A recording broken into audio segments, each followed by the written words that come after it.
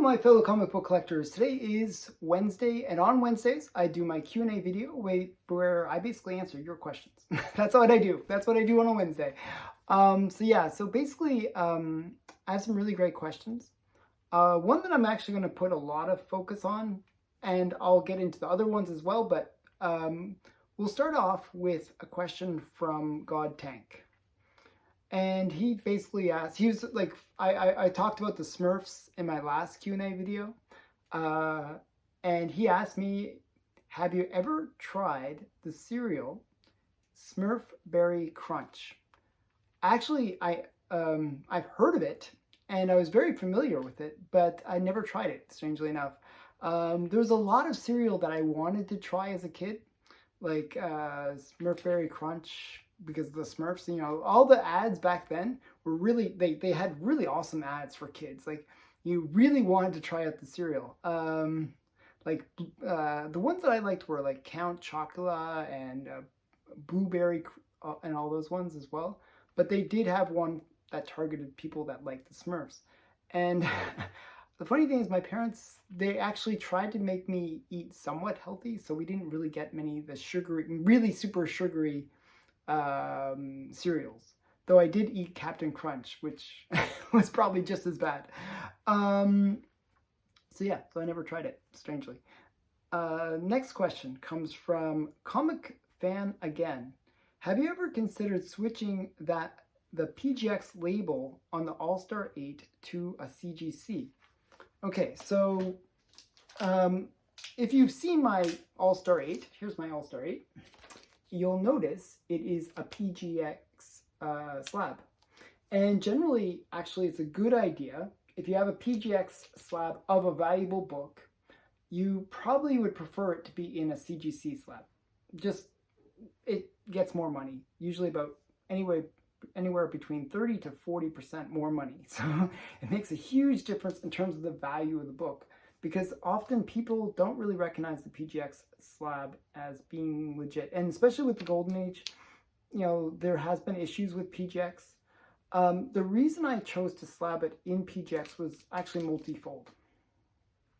So when I got this book, I actually bought it from my comic dealer, and he basically had it, and you know, I was curious about it. He, you know, said that, you know, he mentioned that he had it, and we kind of had a discussion for for a couple of years before I actually purchased it from him. And what happened was, I checked, as I was like making the agreement with him, I actually checked the auction records, because this book has a lot of telltale signs to it. Okay, so originally this book had actually sold as a slabbed book from CGC. Now it actually got a green label. But when my comic dealer bought it, he opened it up because he didn't like the green label, and he looked through the book. And basically, the reason it was considered a green label was it had a married centerfold. Now he looked at the centerfold, and actually the way the centerfold has been removed, like, was kind of falling, it fell out. It has very distinctive tear around it, so that's why it fell out. And that tear matches, you know, very well with the part where it comes, like, with the rest of the book. It actually matches. So he showed me it before I bought it, because I brought that up to him. I said, hey, look, it had the green label, and you know, the married centerfold would kind of kill the value a bit. You know, usually green labels don't get as much as a blue label. So he showed me it though, and you know, I kind of felt like, yeah, maybe he was right. Maybe it got kind of a false green label, even though, you know, CGC, you know, they can make mistakes. So I actually thought, hey, I don't want to risk it sending it back to CGC and getting the same green label. So I decided to send it to PGX, and that's why it's been sent to PGX. Probably I will leave it in a PGX because I don't want to go back through the process of grading it. When you grade these kind of bigger books, very expensive, and personally I just want to keep this book in my collection. So But that's the story behind it. That's why I graded it through PGX actually. So and you know, I felt like they actually, in this case, recognized that it was a blue label, because I really do feel it was pretty obvious that this page did belong to this book. It was detached, but it was part of this original book. So yeah, that's the story behind it. So I don't know, but yeah, I know that most people don't like PGX. I actually had good experience with PGX. You know, it's one of those things. They do, you know, not you don't get as much money when you try to sell a PGX book, but buyer beware. You know, really, it is buyer beware. So you know, each grading company has their, you know, things that they're good at. PGX, you know, they were better customer service, good turnaround time. Like I got it back in like less than a month. And I'm in Canada, so it was pretty good experience actually with PGX. Okay, so next question is from my friend Falco, and he wrote, do you like amateur restoration or more professional restoration? And the reason he asked this was a lot of professional restoration involves like a complete redo of the book. And I think people kind of have that perception of professional restoration, that, you know, you can take, like, it used to be the case, what you would do is, let's say you got a Batman 1, you would get it professionally restored if it was like a 5 or a 4 or even a 3 or 2, you know, like some low grade.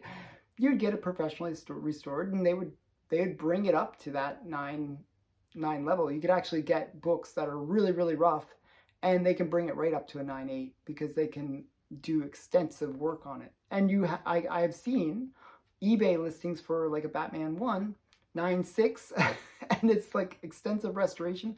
It's basically like a brand new book because they've, you know, brought it back to life with color restoration, color comic cleaning, and a whole bunch of things that they can do to it. However, one of the things that you have to understand about the CGC labeling of restoration is that there's actually a letter grade, and it goes A, B, C. And there's a number as well. So the number represents the level of restoration. Higher the number, the more restoration. So the ideal, if you're going to have restoration, it should be an A1. And what that means is A represents a professional restoration, B is like semi-professional, and C is amateur. So when he asked this question, it kind of made me think, oh, there's a lot of misunderstanding about restoration. And one of the things that people misunderstand is this concept of professional versus amateur. Well, in terms of the way CGC labels things, amateur restoration is usually like the difference between, you know, using a Sharpie to like do color touch and using like a water-based like color that can be removed even as a restoration. So a professional will use things that can actually be removed from the book. For example, or do the best form of restoration. So there's one more level, I guess, which would be conserved, which is actually something where you could basically remove all the things that were done to the book and get it back to where it was without any further additional damage to the book in removing that stuff, if that makes sense. So with professional restoration, for example, like let's say you had amateur restoration of staples. That's a good example.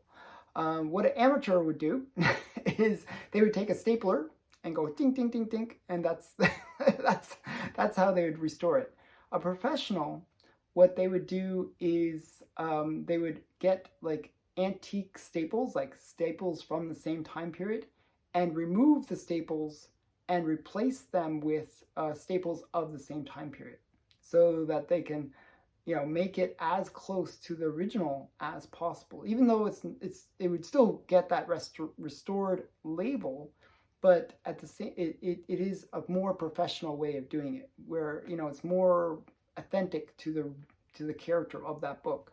Now there's actually in between, which is the B level, which doesn't like is better than the like the amateur, but it's not that extra level of care where they get staples of the same time period. So that's how you can like that's the differences. So often you want to look for that like if you're going to buy a restored book, it's ideal to have the professional restoration because it is close as possible to a situation where you can potentially remove that restoration without doing too much further damage to the book. Amateur restoration will, when you try to remove it, often, like for example, color touch, you'll have like bleed through where it goes right through the paper and actually can even go into the first page of the book because it can, you know, they use like a Sharpie or something like that and it bleeds right through the paper. And that, when you try to remove it, obviously it's going to do massive damage to the book. So that amateur restoration can be very detrimental. So that's kind of the difference. And it's one of those things that people don't necessarily understand unless you, like me, I buy a lot of restored books. And after a while, you get to learn how each level of restoration impacts the book. So something to learn. I don't know. The last question, and I kind of saved this for last, is from my friend Bigby McFly, the comic guy. He's the guy that designed my logo. He basically asked me, what is the difference between Good Girl and Bad Girl covers? Can you show your 10 favorite of each? And who is your favorite Good Girl and Bad Girl? Okay, so my favorite... Okay, well, let's get into the difference first. I'll get into the story and then it'll make all some sense. The definition of Good Girl cover really just means a well-rendered female. That's all it means, actually, at the end of the day. And usually when they say a well-rendered, what they mean is something that captures a female form. Maybe it's a bit sexy. And, you know, it really has that really appeal. I appeal to the male, like the male view. You know, they can say, oh, that's a really good girl, you know.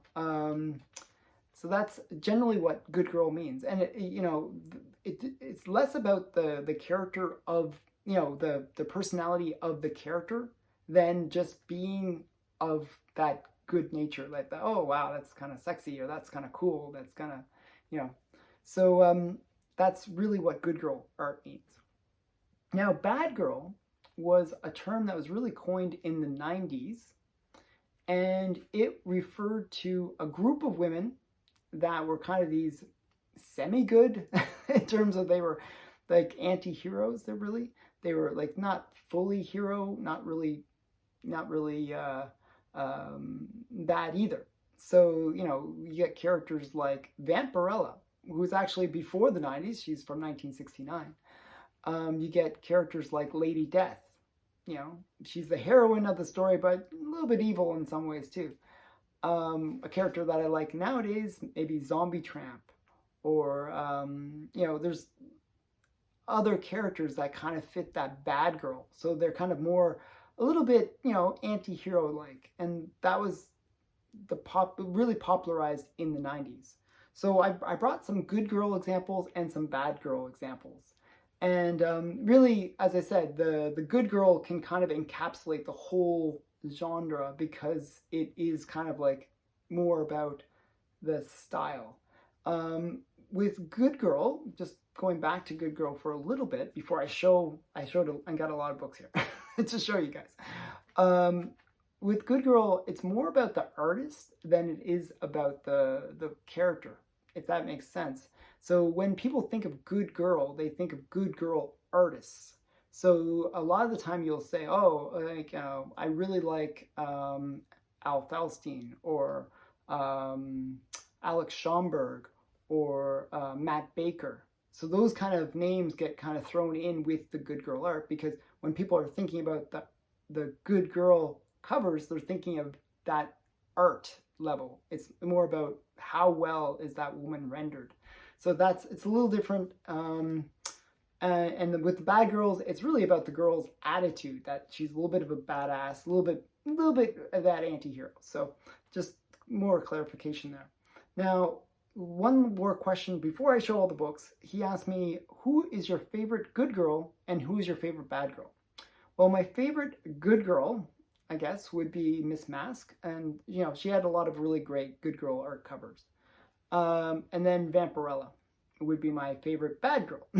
So I'm going to show you some good girl stuff. I still have to sort through my comics, so I can't necessarily show you my favorite covers because I still have to sort stuff. But I'm going to show you some great ones anyways.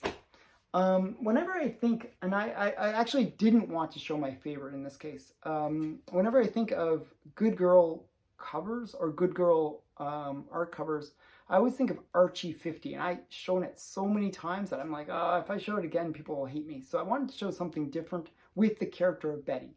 Because a lot of the time when they show Betty, it's kind of like that good girl, like that little bit of innocence, but a little bit of sexiness to her.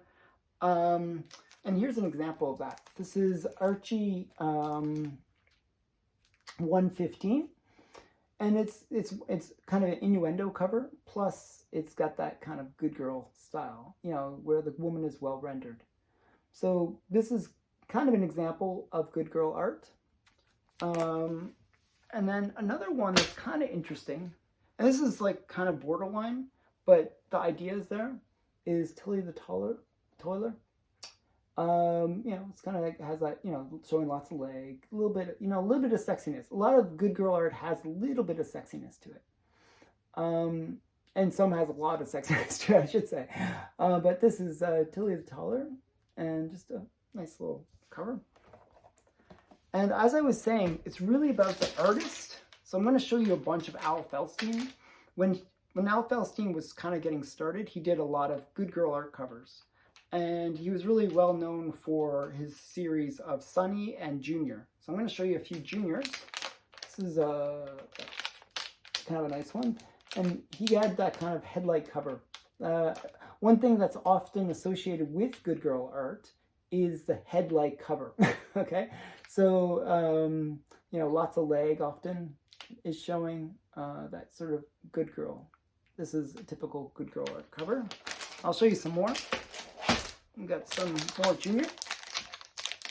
This is, you know, as I said, lots of leg, maybe headlights going on, you know, this kind of, you know, woman, you know, kind of being a little bit sexy. So kind of great. Okay, so that's another junior. And another thing that okay, wait, I'll show one more junior, just because I have it. It's another junior, lots of legs showing, kind of, again, another headlight cover. All these were Al Feldstein covers. Another artist that's kind of well known for Good Girl is Jack Kamen. And this is kind of a famous Good Girl art cover because it's the one that was mentioned in Seduction and Innocent. And it's the one with the disappearing bra. It's kind of weird. The back of her shows no bra, but the reflection shows that she's wearing a bra. So it's kind of weird. So just a typical kind of good girl art. A little bit, as I said, a little bit of sexiness often appears in good girl art covers. And then we got like typical, even the heroines at the time. So this is Lady Luck, a good example. I mentioned Miss Mask, but I wanted to show some other heroines. This is Lady Luck. And again, you'll notice certain kind of characteristics to good girl art. Not only is the woman rendered well, but she has like a little bit of sexiness, like maybe her legs are showing or things like that. Just some subtleties to it where you got that little bit of sexiness. And a really great title for good girl art is Planet Comics, if you like sci-fi. And this is kind of a very famous cover. This has been homaged many times. Dave Stevens homaged it later, and he's a very famous modern good girl artist. So we got, you know, Planet Comics, kind of a sexy girl on a spaceship kind of thing, or space, I don't know, space, kind of reminds me of like a snowmobile. It kind of looks like a snowmobile. And then we got one more from the Golden Age. This is Alex Schomburg, I mentioned him. And you get this sort of good girl kind of situation. This is actually a character that's kind of known for being a good girl art character. Her name's Tara. And, you know, just kind of a good girl sexy pose. And a lot of good girl art covers have bondage or women in the red dress, those kind of classic features. So this is kind of a cool one. Now, as I was saying, good girl art is like really about the figure, and it's not something that stopped in the golden age. It actually carried on into the modern age. And I mentioned artists like Dave Stevens. Well, another artist that does a lot of good girl art is Bruce Timm. So this is another Bruce Timm. So I wanted to show 10 different covers. This is Bruce Timm. I just thought it was a great cover to show. And this is his very sexy MJ. So, yeah. Okay, so now we're getting into the bad girl side of things. Now, as I said, bad girl art really started in the 90s, and I'll show you it's like hypersexualized, you know, that kind of girls with attitude, girls with a little bit of like, you know, badass kind of element to them. And I'll give you an example of a character that fits that, and this is kind of a very sexy one. This is Witchblade. You know, and you'll see that typical, like just overly sexual, you know, kind of, and at the same time, bit of sultriness to her, and a bit of that, you know, maybe she can, with this Witchblade, she can maybe do some damage. So, you know, a little bit of everything. So this is from the early 2000s. But then we get other ones, like these are more like 90s style. We get like, I've shown this before, but I figured I'll show it again. This is Cry for Crypt of Dawn, and this is like Joseph Linsner, and just a really good example of bad girl, good girl. You know, bad girl, good girl. It's like it has a bit of both, right? So yeah. So yeah, Joseph Linsner.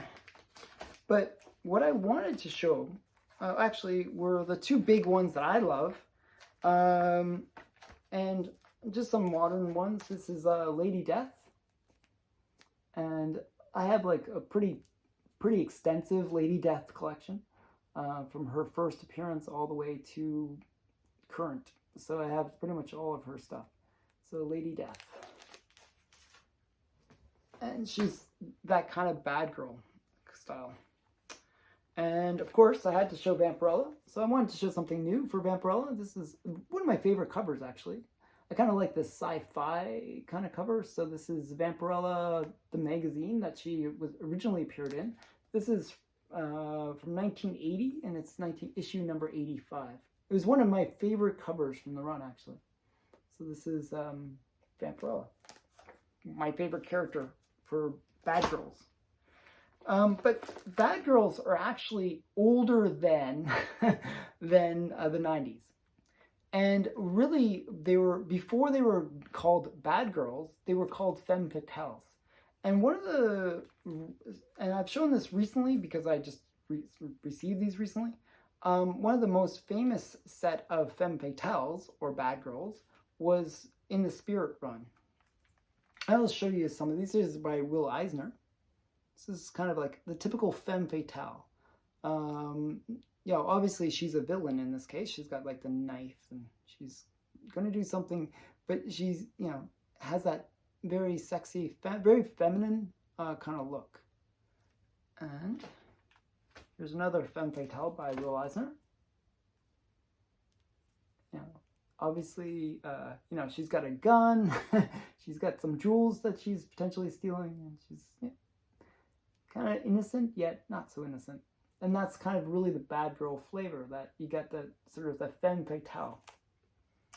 But there's been other earlier femme fatales, and the one I was thinking about is the earliest kind of bad girl, And I didn't mention this because I kind of wanted to say this part, that when I think of the earliest bad girl, and that, you know, I think of Catwoman. You know, she's not really good, not really bad. You know, she's kind of in between. Like originally when she was written, she was a cat burglar. So this is actually the first time she appears on the cover in the Batman title. So this is Batman 42. And my copy's pretty rough, but you know, I was just happy to get it. So it's a really famous cover. First Catwoman cover for Batman. She actually made her earlier cover appearance in Detective, though. So that she's actually the kind of the first one that I would think of. You might, you know, people might say Miss Fury would be another kind of choice, but I like to think of Catwoman because she's truly that villain yet hero at the same time. So just something to consider. Another early one for bad girls is Valkyrie. Kind of a bad girl, good girl kind of thing. You know, she's kind of in between, like sort of anti-hero. Originally, she was kind of a, like, you know, a nemesis for Airboy. So this is Valkyrie. And that's her first appearance too. So she's from 1943. Now, truly bad girls or villains that are bad girls and not, I don't think they have a redeeming arc, would be something like a Rose and Thorn. You know, so obviously, you know, other ones would be kind of like Poison Ivy, that kind of level of character, where you get these kind of characters that kind of bad, more bad than good. So yeah, so this is Rose and Thorn. And another one that I kind of wanted to show, because she's another one that could be considered that bad girl, and it's more because of her sexiness, that she kind of overly exhumed sexiness, that she would be maybe classified as a bad girl. I don't really consider her a bad girl, would be Phantom Lady. And this is an homage to Phantom Lady by Adam Hughes. And I just thought it was a really good example of that sexiness part. Often with bad girls, they exhume that sexiness, much more so than the good girl, like the typical good girls. There's a bit of an innocence with the good girl art, the original good girl art. Whereas the bad girls really, you know, they flaunted their sexiness. And that's mainly because it was from the 90s that the term got coined. And the 90s was all about hyper strength if it's men, hyper femininity and sexuality with women. So it's really about going that extra level. So often when we associate bad girl art or bad girl covers, it is usually hypersexualized or hypersexualized women. And I just wanted to show that one of those kind of misconceptions about, for example, Phantom Lady, was that maybe she's a bit of a bad girl because of that hypersexualization. So just something to think about. And I hope you enjoyed kind of my review or history of good girls versus bad girls. If you have a question for me, you can just put it in the comments below and I'll do my best to try to give you an answer and give you a little bit of history as well. And thanks for watching. Please remember to like, comment, subscribe, tell your friends, family, even people you don't know about this channel, get them to subscribe to the channel, bribe other people to subscribe to the channel. I gotta build this channel. So I need your help. Thank you for watching. Bye for now.